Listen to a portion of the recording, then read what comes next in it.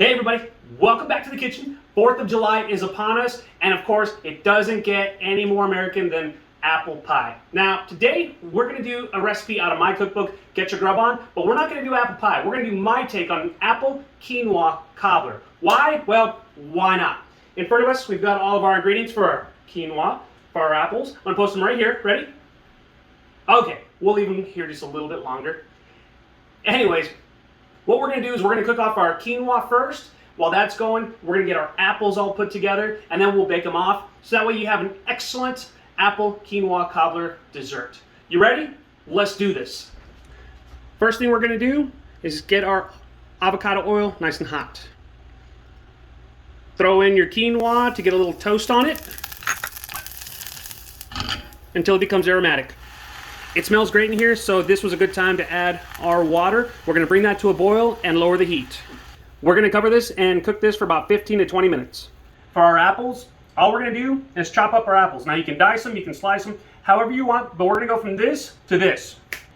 All we're going to do is mix everything up in a mixing bowl. If you want to melt your butter, you're more than welcome to. If you notice, we're not putting any sugar in with the apples. That's because you want to go with a very sweet apple, so that way you don't need that sweetness. And then just mix this all up, and we're just gonna let these flavors marry until our quinoa is done. Normally I would put this in a casserole dish, but if you got people coming over, just put them in little ramekins.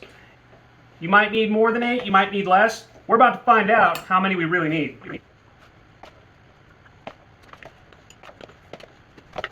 Now that our quinoa is done, we're going to add the rest of our ingredients and stir it up. Top off your apples with your quinoa. We're going to bake these off at 325 for about 45 to 50 minutes.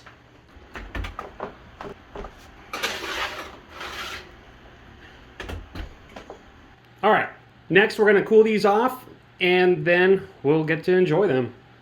Now it's time for, of course, my favorite part of this video, where we try it all.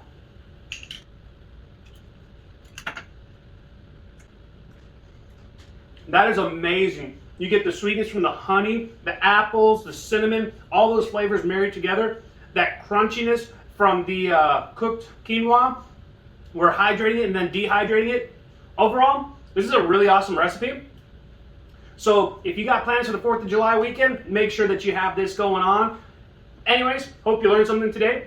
Make sure you follow me on social media. Chef Steven Gonzalez on Facebook, Chef Stegons on Instagram, Twitter, and now TikTok. Also, if you want a copy of this recipe, go to Chef Steven Gonzalez, get a copy of my cookbook, Get Your Grub On, and we'll catch you later.